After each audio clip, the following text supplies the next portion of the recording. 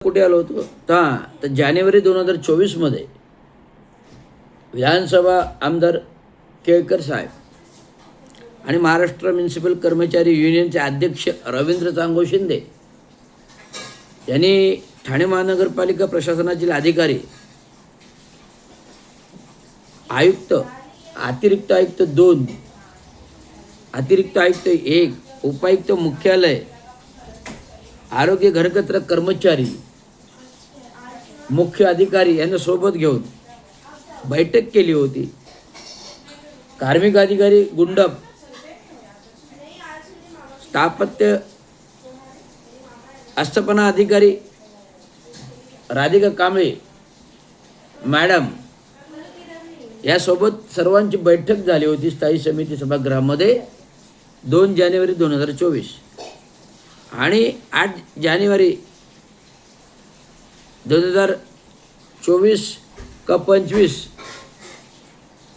2025 sorry to से 2025 आणि 2024 पासून सातत्याने महाराष्ट्र म्युनिसिपल कर्मचारी युनियन प्रगल्भतेने जो सेवेमध्ये 2014 पासून पाठपुरावा करत होतो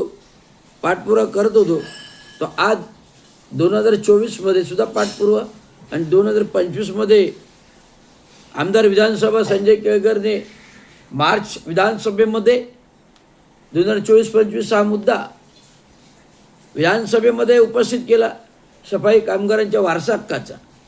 आणि त्यामुळे लाल पागे समितीने गंभीरतेने न्यायालयात भांडून हा वारसाचा मुद्दा सोडविला आणि 8 नोव्हेंबरला शासनाचे अध्यादेश आले आणि त्याप्रमाणे टप्प्याटप्प्याने वारसा हक्क हा मंजूर झाला. आता या बातमीनुसार जी काही बातमी दिली आहे, 64 सफाई कामगारांना वारसा हक्क नोकरीत सामावून मे 2024 अगोदर या कालावधीत सेवानिवृत्त झालेल्या सफाई कामगारांना 64 वारसांना महापालिकेने सेवेत सामावून घेण्याचे नियुक्तीचे आदेश पत्र यावेळी प्रतिनिधी स्वरूपात 10 जणांना महापौर दालनामध्ये महापौर शर्मिला पिंपळकर यांनी असे नियुक्तीपत्र दिली.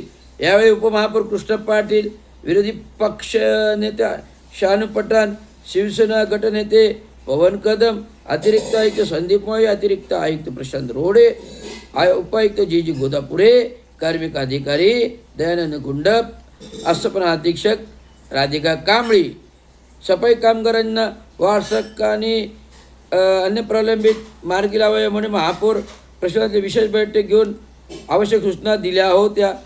आता महापौर पिंपळकर यांनी वर्तमानपत्रात दिलं आहे की महापौर पिंपळकर यांनी सूचना दिल्या होत्या. आता तुम्ही महापौर कधी झालात? इन मीन 3 महिने तुम्ही महापौर कधी झालात?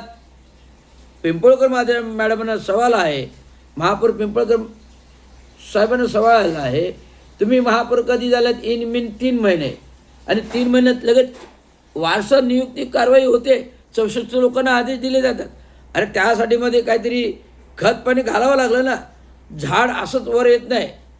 झाडाला वर्ष लागतो, 2 वर्ष लागतात, 3 वर्ष लागतात.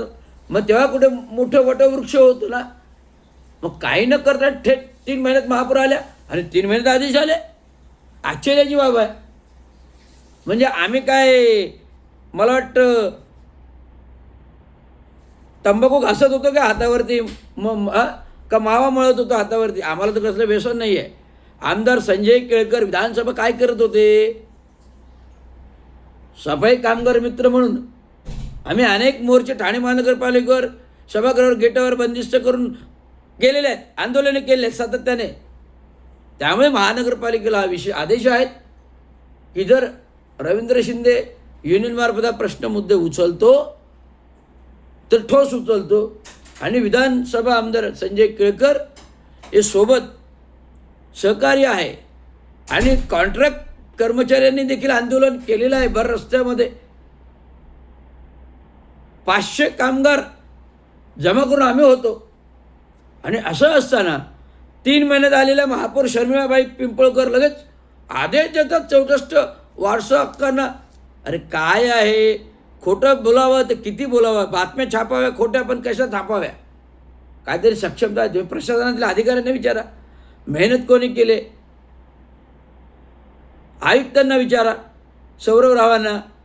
अतिरिक्त आयुक्त एक आणि आयुक्त एक नसतील, पण अतिरिक्त आयुक्त 2 रोडे साहेबांना विचारा, उपायुक्त मुख्यालय गोधापूर यांना विचारा, कार्मिक अधिकारी रोडेंना विचारा आणि अस्थापना अधीक्षक यांना विचारा. एवढं सांगायचं. धन्यवाद. जय महाराष्ट्र.